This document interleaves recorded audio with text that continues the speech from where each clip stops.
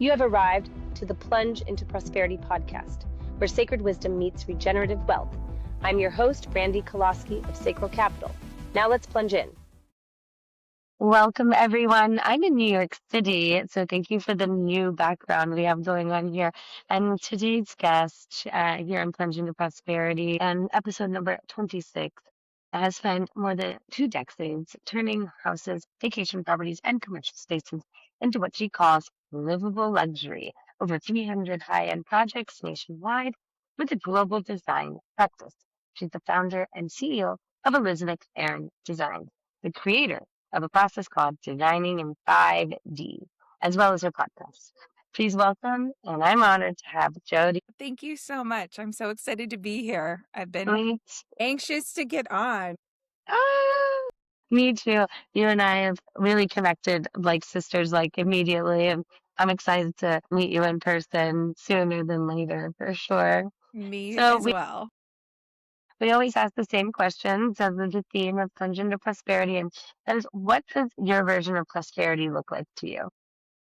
My version of prosperity is being able to assist and help clients use their intuition to get the direction they want to go to create safe spaces when they're living in their home.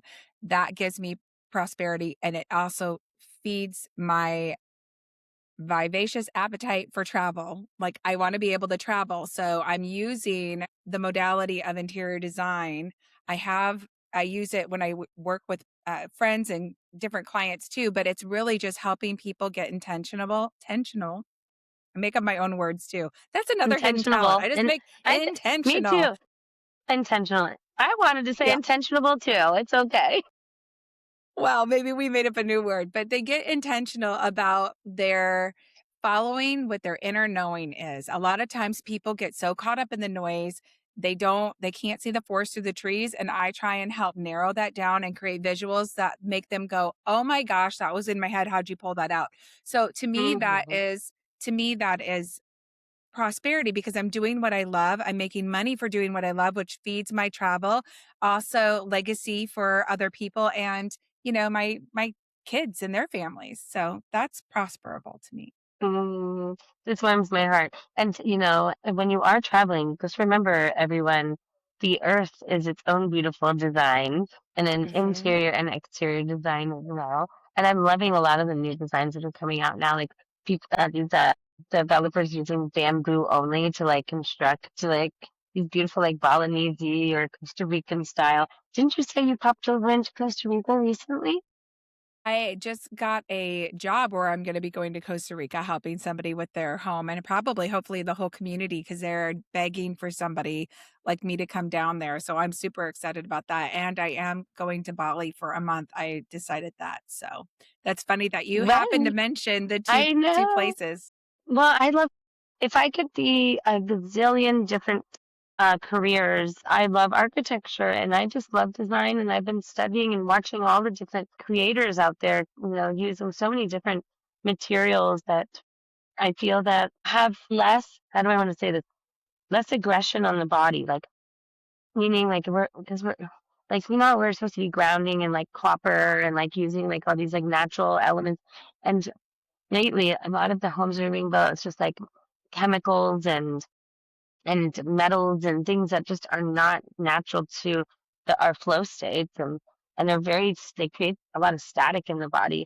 Before we get into that, I would say you are actively embodying and plunging into your version of prosperity today, right? And so how are you doing that within your design firm as well, similar to what I just shared with you now? Yeah, well, as far as the sustainability of it, I'm not 100% there yet. I'm sure that's where it'll get led to, but I guess recently I had a moment where right after the divorce, and I'd manifested a place to heal and stay for 5 months. And then I was headed on a 5-week, 6-week journey to go see clients and family and be out of my home space to allow my ex-husband to pack and move out before he went into his new home. And there was a week transition where we had to be in the same house in the same space again. It was a biblical moment for sure. Scales fell off my eyes. I was shown things, and what you see, you can't go back. But on that journey, From the 5 to 6 weeks that I was gone, I had just gone through that, and I also went through 14 employees to 7, 7 to 0, and now I have 1099s, which are fabulous. It's a win-win for everybody, I feel like. But throughout that journey, I'm like, now I can rebuild the company to what I want it to be. And how can I keep what's in my heart, the integrity, my love for travel and for helping people and really creating these safe spaces? How can I take that and move forward with that of something my own where I don't need to depend on other people so much? And I'm like, I've got this. I've got it. So I came up with North Star, and it's ironic because and then I was asked to sponsor an event for young realtor professionals called it was a summer solstice event. And so I was like, what the That's my perfect birthday. time? Is it really? Oh my June gosh. Oh 21st. yes. My birthday was on Sunday. Yeah, I'm a summer I solstice baby. love it. I remember that when we tried to Yeah. record before, you'd mentioned it was your birthday. That's so Yeah, cool. yeah, yeah. So I got to launch North Star, my product, on summer solstice. It was very, very cool. And I Yeah. actually, when my ex-husband and I were trying to work it out, I got a second ring. And that ring, I was like, that is really what pushed me to stand up for myself and find myself. And so I'm really in the process of having it melted down and recreated into a North Star, about like this. It'll be North Star on it, a pendant. And so it's with a jeweler right now because it's I because of that love. journey. It's because I didn't listen to my intuition that everything started clicking. So I would Mm-hmm. say listening to my intuition is number one. Oh yes, we have a lot of women lately. One of our sacred sisters, Crystal, she's created a company called Intuitive Human. It's getting people to tap back into listening to their body and knowing what that those signals are and sound like. And it's not it doesn't happen overnight, that's for sure. And so No, and there's we're so so programmed many not to layers. listen to them. And we're programmed not to listen to them anyway. And so I still have to go, wait a second. And then I'll be real. Like I'm just a real person. There are some weeks I'll push things off. I still do it. I am not perfect at all. Like I had been pushing off going to the chiropractor when I've danced, ballet, tap, jazz for 21 years. My feet are going bananas right now. I just turned 41. They're finally like catching up to all those years, and I just wasn't listening, even though they was saying it. But even there's subtle intuitions where it's like, don't go left. I definitely listen to those smaller ones though too. Yeah, I think yeah. the best way to do it and how it all happened on my trip was I let all the employees go.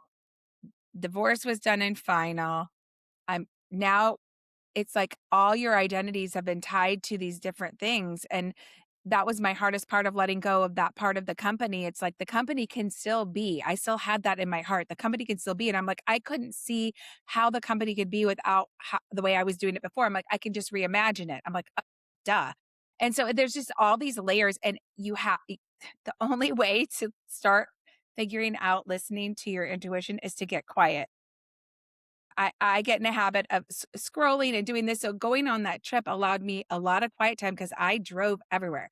I drove from Florida to Asheville, Yeah. North Carolina for a client, then to Tennessee, then to Chicago, then to Des Moines, Iowa, Mm-hmm. then to Denver, and then back to Tennessee, and then back here. So all over.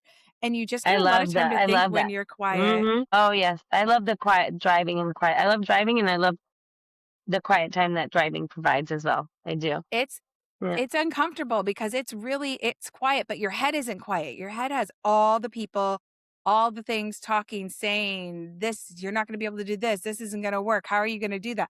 And when you get quiet and just trust, like Hmm. everybody says, just trust the process. But I don't think, like, what does that look like in real life? Because real life, trusting the process looks like crying because you don't even want to be here. You don't know how to exist Hmm. in a quiet space, just trusting that everything's going to work out. And then you have to realize, and you have to tell yourself over and over, it's your nervous system. I've never not had a roof over my head. I've never not had something to eat. Like everything's going to work out. Like Hmm. I mean, when I was 10 years old, I had a job. I've never not had a job. So, you know, Yeah, it's so like it's just the it's trust it's going to epigenetics. happen. There's a lot of epigenetics in there. It's 3 to 6 generations. inside our DNA that they can see under a microscope of trauma. And Yeah. that isn't even ours. So Well, I understood. know. Well, but if you imagine my mother was inside my grandmother. So her eggs, one of them was inside my grandmother as well. So the trauma goes way back. And when you sit there and you talk to the belly, right? You talk to the belly, you sing, you pet, baby, blah, blah, blah. Okay. Well, like, what if you're feeling something? Baby can hear it. You don't think baby feels? Baby Mm, feels everything. So if yeah. everything you're going through, all the Yeah. stresses and everything, I worked with there's a my lot that's healer. not even been talked about yet. No. I worked with my healer on me being in my mother's womb because she experienced a lot of trauma, from the man that I've never even met him, but we call him Biodome. Bio Biodad, Yeah, a never met him before. biotoner. Yeah, yeah, Biodome. And, she was young, the month before she turned 19, you know, and she realized when I was 2 that he was unfit to be a father. And so she left and never spoke, made him sign something to not contact us, because he was just not all right. So, Yeah. but she experienced the trauma while I was in there. And I've been doing the work and the healing on myself, which also, when you're doing work on yourself, actually, your family members, they'll receive about 20% of that healing too. They won't receive all of it, but you'll start to notice a shift in those around you also.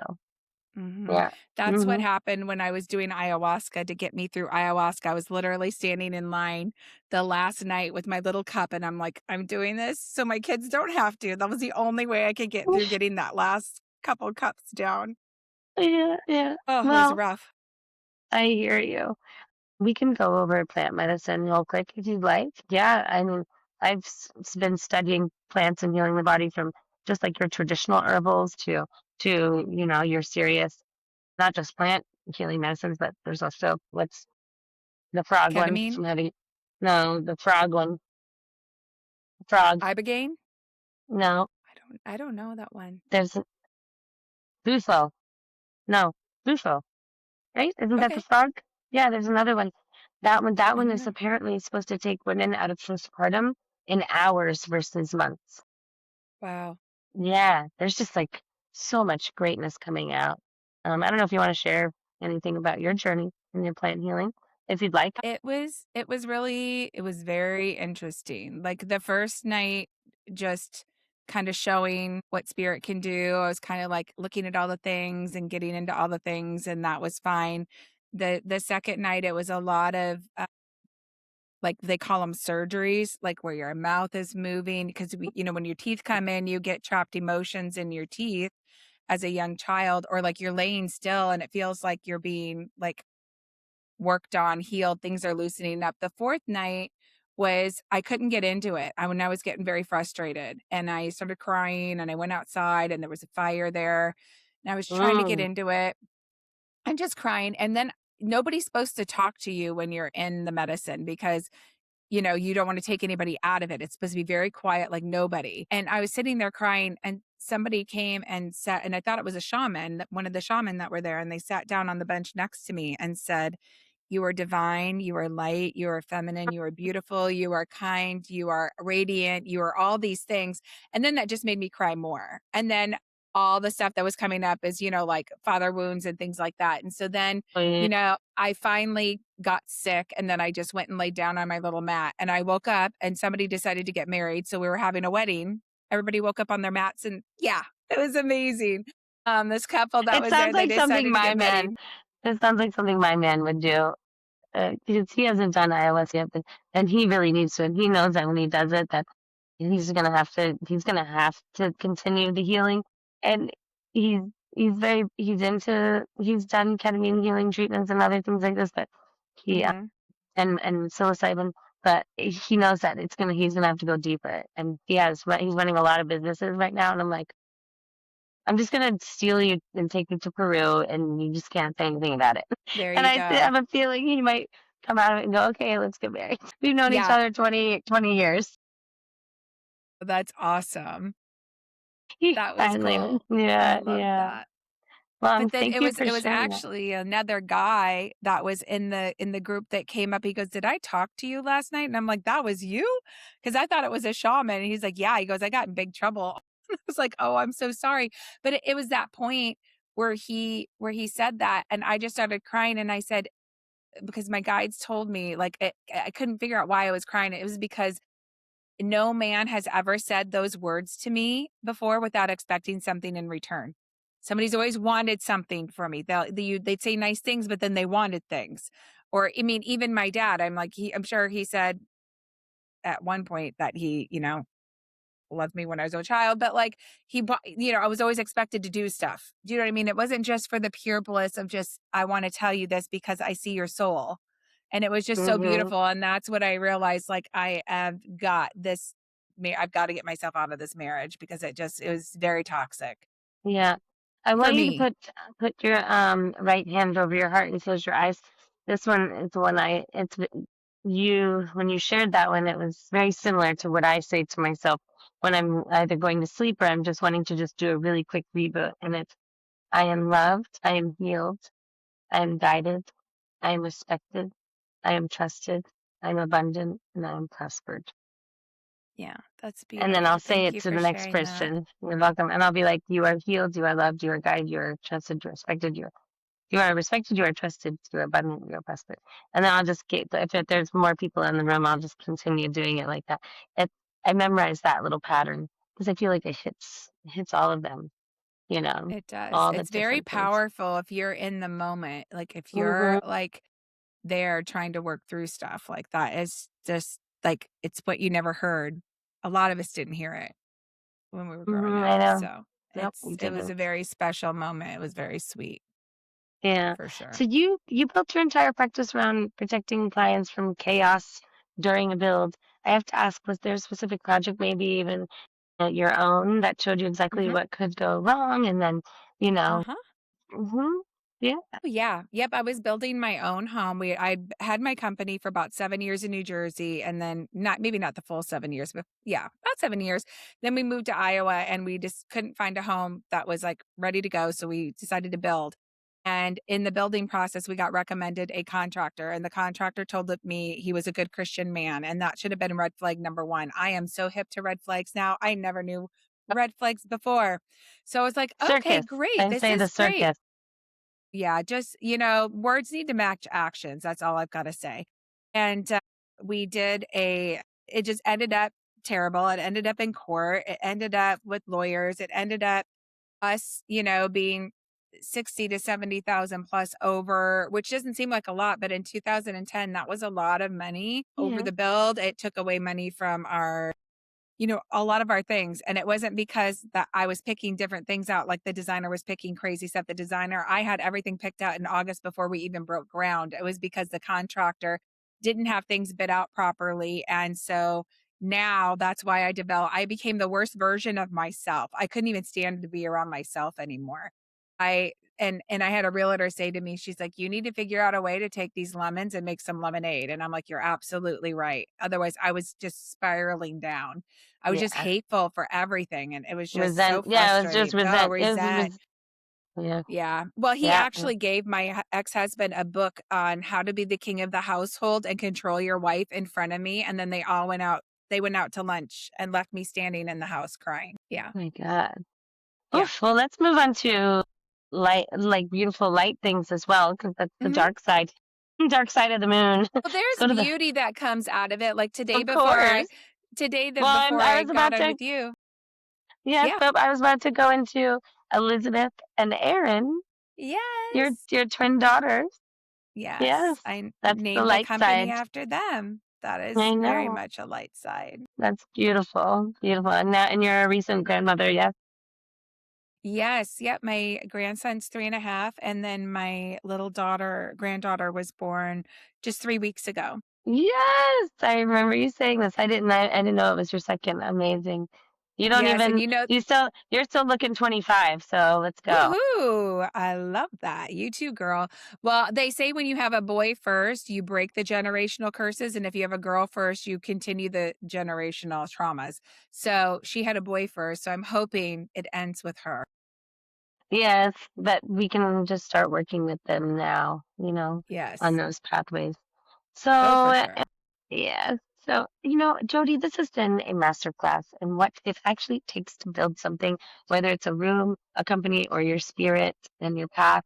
And for everyone listening, Where can they find you, Jodi and Elizabeth Erin Designs? We are everywhere. We have website is elizabetherindesigns.com. Erin is spelled Erin. And then we're on Instagram and Facebook. It's just Elizabeth Erin Designs everywhere. TikTok, all the things, Yeah. LinkedIn. Yeah. And And you'll then Jodi Koch for my personal stuff. Yeah. DKOCH. Yes. Yes. Not like Okay, the got it. soda. Yes, nope. And then Designing in 5D is a podcast you started, and you'll be ramping up here and there. Yep. It's on everywhere that you can find. Spotify is a good one. It's on YouTube. It's on Apple, anywhere that you can find a podcast. I I'm love sure it. all the same beautiful Yeah. spaces that yours is too. Yes, it is. Well, we will be cross-checking each other for sure. So until next time, everyone, keep plunging, and remember, prosperity isn't something you arrive at.